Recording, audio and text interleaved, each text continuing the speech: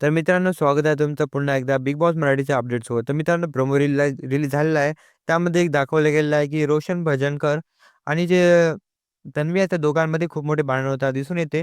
त्याचं कारण म्हणजे एक ऋतिक दादाने एक टास्क दिलेला आहे. तो तो म्हणजे जे टाकाऊ सदस्य आहेत, त्यांची जे पोते आहेत, तो फेकून द्यायचे आहेत. जे युजलेस कंटेस्टंट आहेत, त्यामध्ये जे आहे रोशन भजनकर, जे तन्वीला बहीण मानतात, त्यांनी जे आहे सरळ-सरळ तिचे पोते फेकून रिझन दिलं, की ही मला पाठीमागे सपोर्ट करत होती आणि जेव्हा कॅप्टन्सीची बारी आली, तेव्हा जे आहे तिनं मला सरळ-सरळ फेकून दिलं. तिनं मला धोका दिला आहे सरळ-सरळ.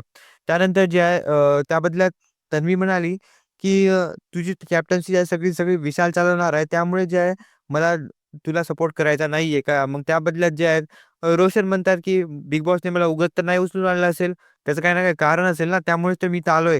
त्यांची ही खतरनाक वाक्य ऐकून तन्वी पण शांत होती. कारण की तिला पण माहिती आहे, की तिने चूक केलेली आहे आणि रोशन जे आहे एकदम बरोबर आहे.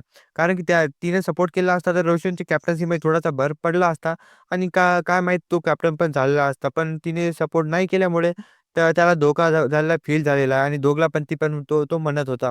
तर मित्रांनो, रोशन बळिस्कर मला तर वाटते की सही आहे. तर ती की माझं ओपिनियन कितपत बरोबर आहे तुमची राय कमेंट करून नक्की सांगा आणि व्हिडिओ आवडला असेल व्हिडिओ लाईक आणि चॅनल सबस्क्राईब नक्कीच करा अशा व्हिडिओसाठी. भेटूया लवकरच पुढच्या अपडेटमध्ये. तोपर्यंतसाठी बाय.